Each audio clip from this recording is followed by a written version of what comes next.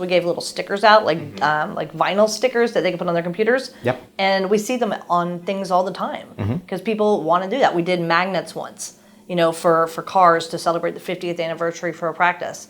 And we gave them to the employees. And the employees threw them on their cars, took photos from all over the state, and then posted them on Instagram, and that wasn't instigated. Yeah. And I know the last time that I was in that garage, I still saw like 4 or 5 cars with that magnet. That's exactly the case. So you just never know. But don't forget about the old school things when it comes to the new school.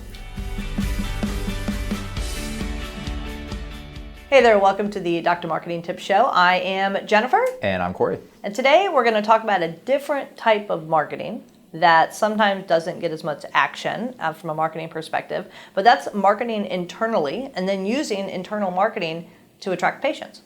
Yeah, so that's a really fancy way of saying, talk to your team. That's right. Yeah, so if you market internally and you do it well, you're going to experience a residual effect, and you're going to be able to do that externally with a bonus of, hey, when you're marketing to your team, you're engaging them, and that's going to increase, hopefully, retention and just make your practice overall just a more well-oiled machine. Yeah, totally. And I think that, just like you would have a communication plan, that is more of a strategy for how you're going to communicate externally to patients and potential vendors and whatnot, you should have that same level of communication plan internally so that we can look at, how are we going to communicate with employees? What, are there websites out there that we're going to use? Are we going to use social media when we're marketing to them? Are we going to market to the employees with email? And then how are we going to get those employees to tell those stories? Yeah, I was in a meeting last week and we were talking about... Another one? Yeah, I know. You're telling me. A couple of ideas to market to employees, and the HR person at this practice that has, like 40 offices or something, she said, well, our clinicians never look at email because they're always in clinic. That's all they do. So I don't know how to reach them. And I think that idea is really important because clinicians and providers, PAs, doctors, whatever the term is, whatever you want to go by, I think that's absolutely right. If you send out a memo, they're not going to read it. If you put it on the internet, they're probably not going to look at it. So it is tricky. That is a tough nut to crack. But what she was forgetting is that the clinicians are not the only people on the team, and so we don't need to necessarily talk to them and have them be present and accountable for every single thing we're trying to say. We've got the support staff, we've got the admins, we've got literally hundreds of other people in her case where it still made sense to make this effort and not just the providers. Well, and just like you would from external marketing, everybody's going to receive information differently. Yeah. And you got to hit them a couple times. So internally, you might have the intranet. You might also have a written employee newsletter, something that has resurfaced with one of our clients recently. They have a workplace development committee. That development committee wants to do a newsletter. We used to do it years ago. We stopped. But I remember very distinctly people taking that newsletter and putting it up and looking at the pictures and putting it up in their cubies. And we cut it because of, it was a couple $100 a month for a very large practice, but it's coming back. So everybody's going to receive different, just posters in the break rooms or in the bathrooms or text messages that are getting sent, or whatever it is, everyone's going to receive it differently. That's one of the things I said to her too. I was like, well, at some point they're going to walk into the break room and go into the fridge, right? Or use the restroom or something. So just because they're not looking at their email doesn't mean that we cannot reach them at all. And again, as a reminder, there's a ton of other people in the office that also matter. So like you said, these posters in the various areas, or with one practice that we work with, we've got the loops, the video loops. Yep. You can put those in the break room too, and you can have your messages on there specific to employees, and you can have a different set of messages on a different TV out in the main waiting area. That can be for the patients. Then you have one that is provider focused. You can control that from one location, one computer. You have a new, you've got a potluck coming up, then hit enter, and then all of a sudden every office knows that next Tuesday they better bring something for the potluck. Yeah. So I think the very first thing is how are we going to communicate with people internally on the team? what do we want to communicate, and how are we going to get them involved? Because you got to get buy-in, and buy-in really, the directive should come from the top, but the buy-in and the real planning should come from the bottom up. And I think the tactics that you're going to use to market to employees is the exact same, very similar to the external. So let's go tactic by tactic, and how what we're doing externally might also apply internally, and how that might work. Sure. Okay. Let's start with website. Okay. So we talk all the time about the importance of a website. External websites, correct. They also matter internally. So sometimes you can refer to that as an intranet, but really an intranet is just a website that you only see inside your organization. So, tomato, tomato, it's the same thing. You can really go robust if you're on the Microsoft platform. You can do a SharePoint site. Personally, I think SharePoint kind of sucks. It's not very flexible, but you can use that to communicate and celebrate anniversaries and birthdays and news announcements and post videos. And exactly like you were saying, you've got a content strategy externally. You can develop one internally and do the exact same thing. Yeah, so I have a practice I'm working with right now. They have an intranet. Couple ways we're using it right now is we had some doctors that were going to be on the news this past weekend. They were featured on a TV show. So we said, we need to communicate this to the employees so they can get excited, because we may not, because you're dealing with the doctors every day, you may not be that excited that the doctor's going to be on the news this weekend. Also because it took a ton of headache for you to coordinate them to be on the news. But sometimes the employees are really excited and they don't want to find out after the fact. So we use the internet to give them a heads up. Right. We also use the internet to talk about changes in policies and things. Yeah. And then finally, I'm doing a big employee engagement campaign focused on culture.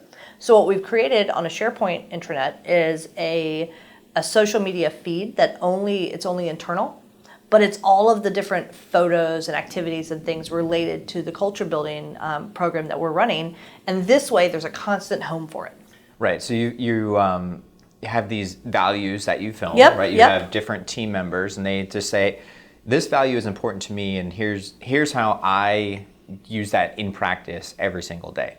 So you take that clip, it goes on the internal side, right? So that gets people talking, and then so not only can you recognize that employee, but what's nice is for whoever did the video, people are going to see that and say, oh, I saw you on the intranet today, great job, that kind of thing.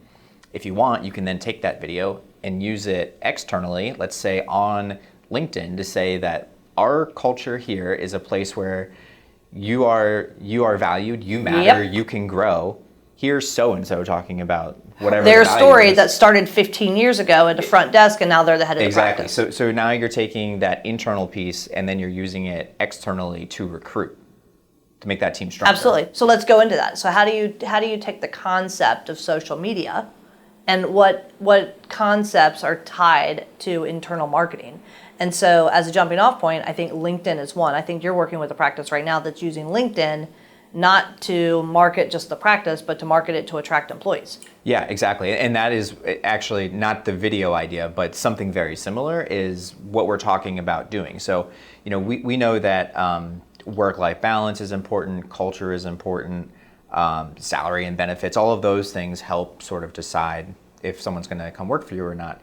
And one of the areas where marketing can really be effective is highlighting what it's like to work at the practice. Yeah. So that can be office tours, that can be these value videos that we were just talking about. I remember, this is somewhat related to LinkedIn, but I want to say it before I forget it. I remember when we were doing the printed internal newsletter, and we had the pet oh my gosh.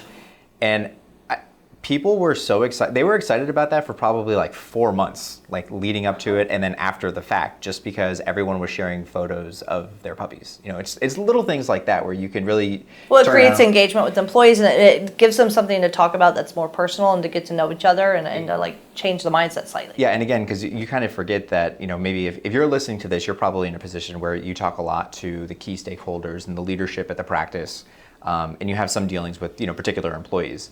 But for a lot of the employees, they're in little silos. They are just in the AR department, and they don't get to see, some of the providers. Or when they do see the providers, they get pretty intimidated because they know who that is and they look up to them. And so, you just have to keep that in mind with whatever you're doing. So when you're creating this LinkedIn strategy and you want to say, hey, this is a great place to work, we recognize our people and their furry friends. Again, that's an easy way to just turn whatever you're doing into this sort of culture building thing that you can use externally to attract the right type of person to fit your team. Yeah, and I think when you're talking about social, all the same rules apply.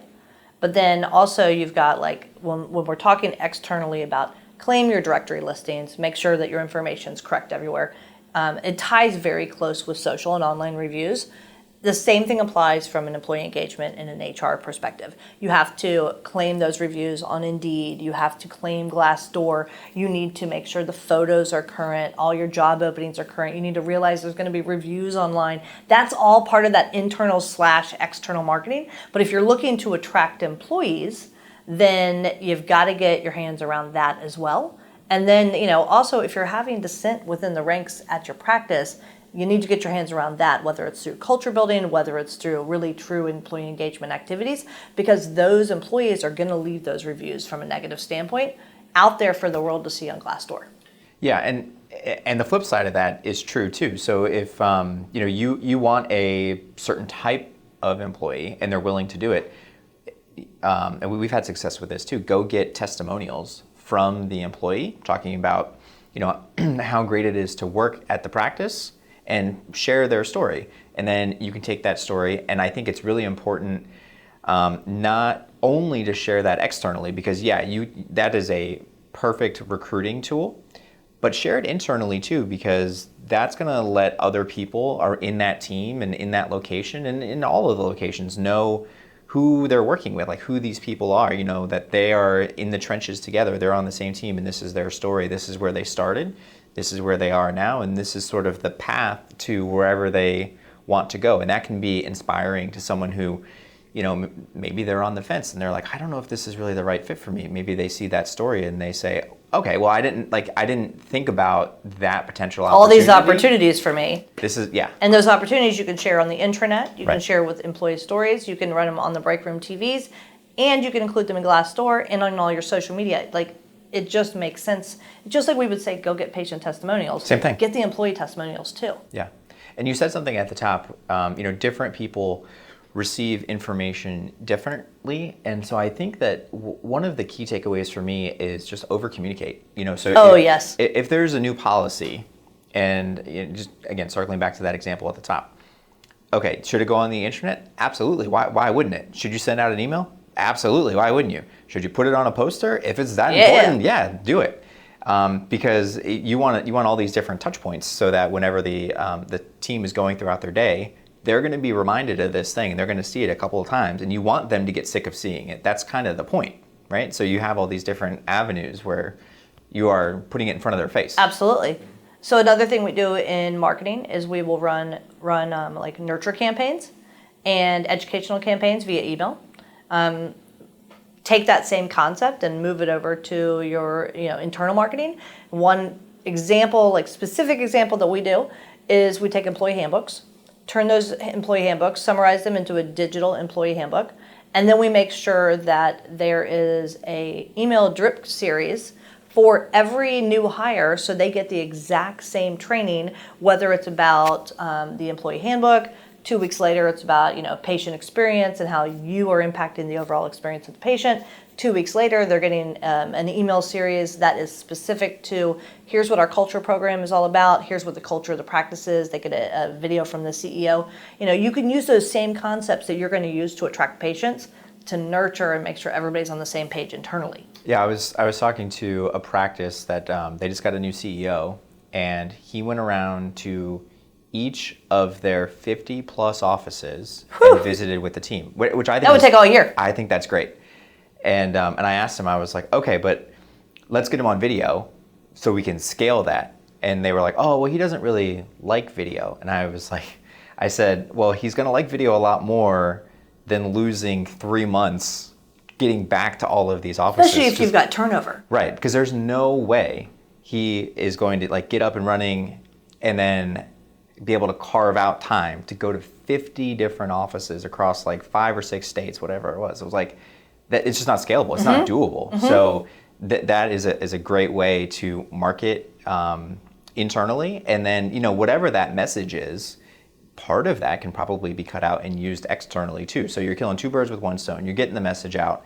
You're saving like literally dozens of hours of time and money, and you're providing the same experience for every single employee, regardless of where they are in the employee journey. If they're new, if they were, if they were not there that day and they missed the one time the CEO was going to be at their office. Well, it doesn't mean the CEO can't go on the office visits. Totally. But it means that everybody's getting the same. There's Exactly. continuity It's in the scalable. training, and then the CEO can focus on other things instead of like just delivering the same message over and over. Right, because I mean, by time, I don't know, 6, he's probably over that message, right? So let me go old school here, because we talk about it all the time.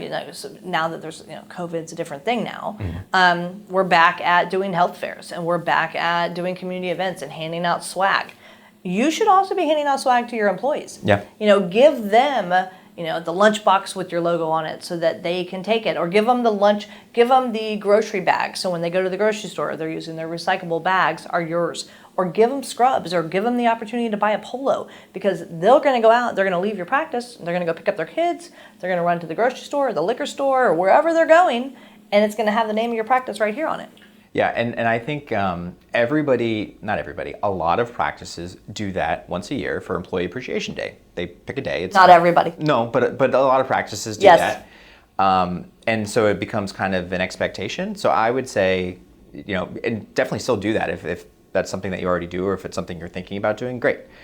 But it's one of those like small delights where you could just pick a random day 4 months later and give them something else, because that surprise is going to go pretty far with the team. And I get it. It's another thing to budget for, blah, blah, blah. But if you know that on August 14th, you're going to get a lunchbox or whatever, okay, that's kind of an expectation. That happens every year, rah, rah, rah, whatever.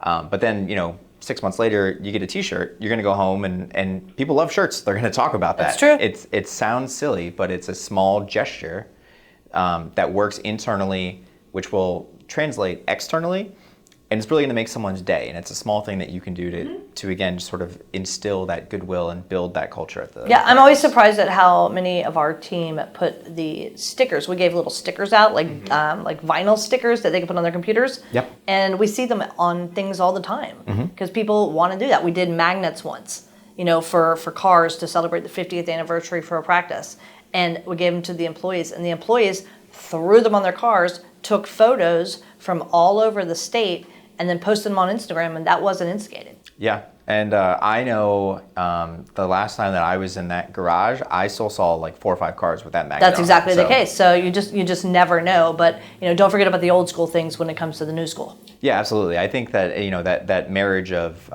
digital and traditional, just like it does in external marketing, totally makes sense. That's right. And just like with external marketing, you might engage in an agency, you might have committees, things of that nature. Internally, the same thing should be applying. 1000%. Your marketing folks and your HR folks and operations can work together to make sure that the messaging and the material is correct. And then you use like a workforce development committee or something to that effect. Even if it's Newsletter 3 committee people, or something, yeah. Newsletter, get the info out there. Yeah. Yeah, and then, and again, that is a great way to not only sort of craft what you're doing from the bottom up, but that will also help from an HR side, because you're going to see who wants to volunteer for these things, who can actually lead a team. Yep.